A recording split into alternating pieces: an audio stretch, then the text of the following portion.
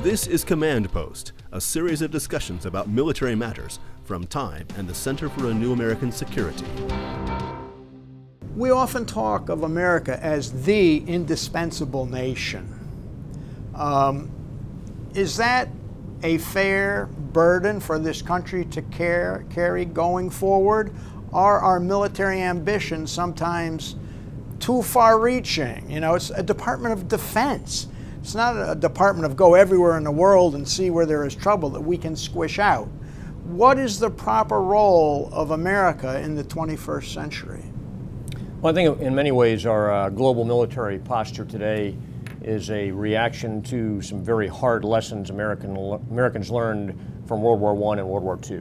That we recognize after each of those conflicts that America had to play a bigger role in the world, that it couldn't simply pull back inside of its borders, use those two big oceans as protection, and live a isolated life that's not connected to the rest of the world. The advent of the information age only made that more acute here in the last 10 years, and perhaps the 9/11 attacks are the most pointed reminder of that here in our recent history. We never experienced anything like that before in the entire length of the nation's history. So we're living in an interconnected world. We're also, I think, in my view, one of the most benevolent powers in that interconnected world.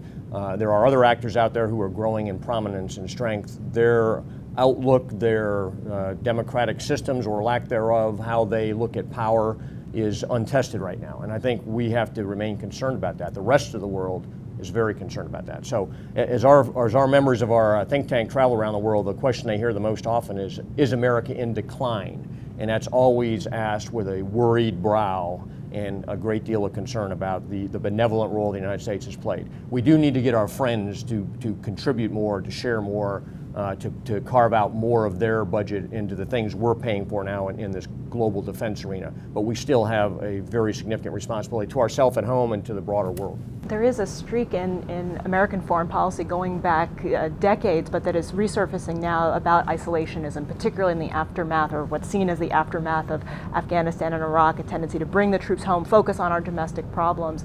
And that is going to be even more prominent in the coming years. I think it's really important to understand the global interest that the U.S. has, the fact that that will require us to be involved in the world. That doesn't necessarily mean we're indispensable in the sense that we have to go everywhere and solve every problem at every time.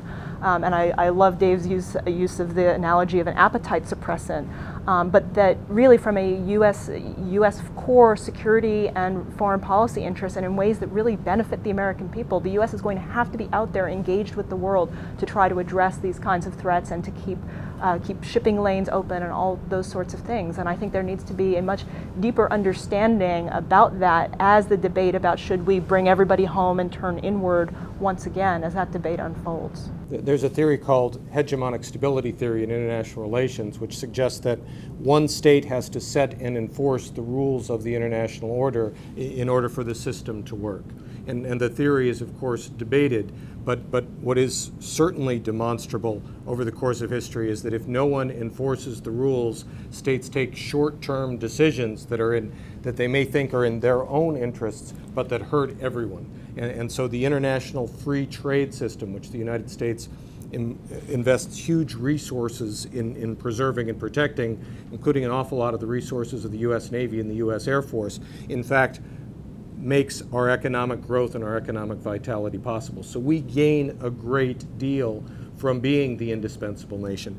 World trade is conducted in U.S. dollars, partly because of the investments we make in international security. And I believe that the United States can make decisions over the next several years that will ensure that it continues to be the provider of security, the provider of the global currency that will keep America the most productive and the most powerful country in the world for the next 50 years. And I think we can do that in ways that are affordable, even given our current economic situation and our current problems with debt and deficits out there. And that's going to be a big challenge for Secretary Panetta's new Defense Department, is how to thread that needle and be able to deliver maximum military capability with reduced resources. I think it can be done.